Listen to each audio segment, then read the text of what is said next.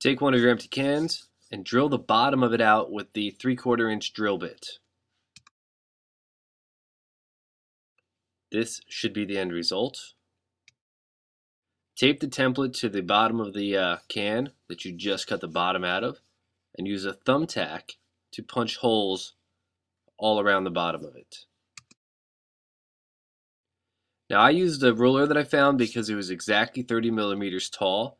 I held it up against a board, and you spin the can with your other hand, scoring the can. Check this video out.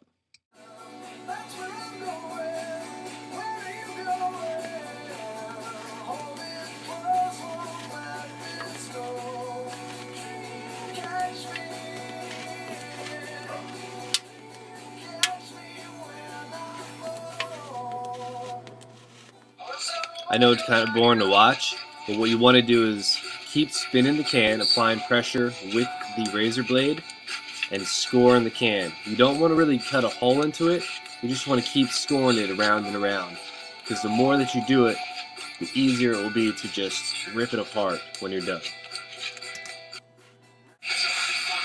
Once a hole is really punched in it, you can tear it apart, and it's going to become a perfect, crisp line. And if you need any help here, just use your blade, stick it in there, just to get it flowing, and it'll break right apart. If you've scored correctly, it'll come right apart.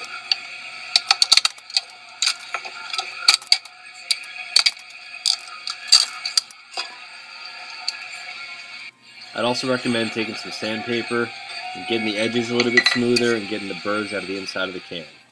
Now with the top end of that can that you just cut the bottom off of, you're going to cut a straight line up and around the top to cut the top of the can off, and you're going to end up with what's on the right side of this picture.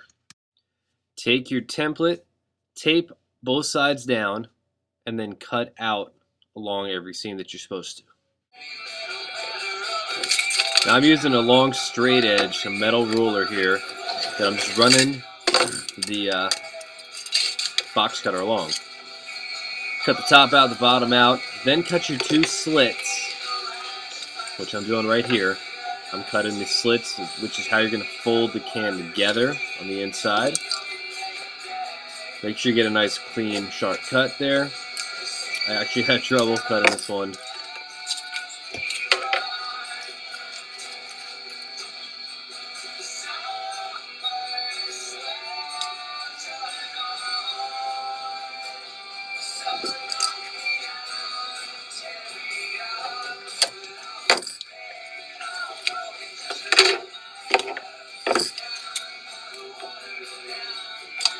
Now, what I was showing you right there were the hole punches that you're going to do.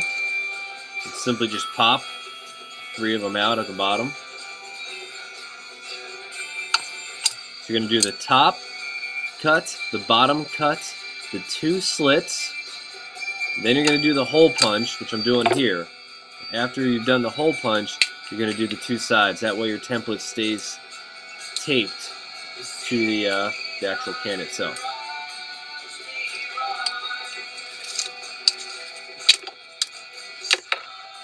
Again, to make sure I got a really straight cut, I use the metal ruler on the sides.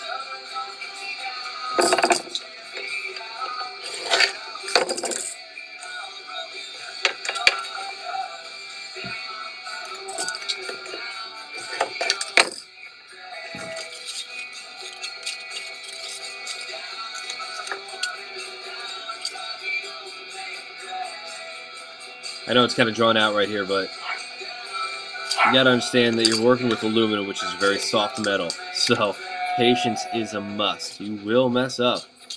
You will need a lot of cans, so either have a bunch of friends over. Yeah. Have a bunch of friends over, play some beer pong, get a bunch of cans going. It's actually recommended to use Pepsi cans because they have a sharper bottom ring that holds the inside core in a little bit better. Here's the end result, and I'm just going to put them together in the correct way. Make sure you do the folds on the inside. Snap into place. Folds on the inside there.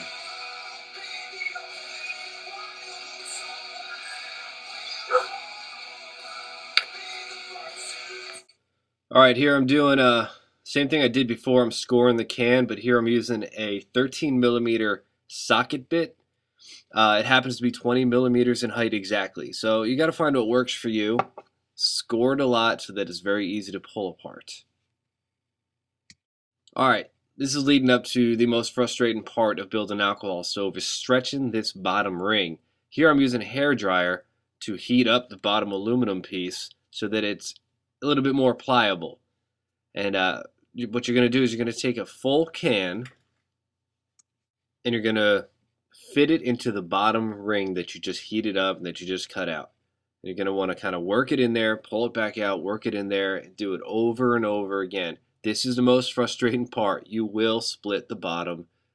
If that happens, just start over, do it again. Eventually, it will stretch the bottom ring out because you need it to be able to have the top ring fit right in. This is the finished result. On the left of this picture, you're going to see a shim, just a scrap from the cutout, and I use that to help the top piece get into the bottom piece. Here's all the pieces, the 3 pieces, and this is me using the shim to get the top piece in. Now when you're all done, I use JB Weld, not the cold set stuff, but the stuff that takes overnight to bond. And the middle piece, you put that together, you use some weld to stick it together. Once that's dry, you put all 3 pieces together with weld on the inside of the bottom and let that sit overnight. And here you can see that this is priming right now, so about 30 seconds in, it primes, and right about now you're ready to set your pot on top and start cooking.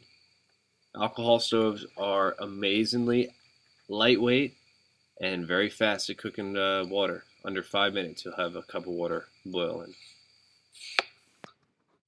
This is me using that stove that I just built in Zion National Park before a hike. Thank you to Zen Stoves and their links. Check out this link below. I'll have a hyperlink in the description below. Thanks guys, have fun.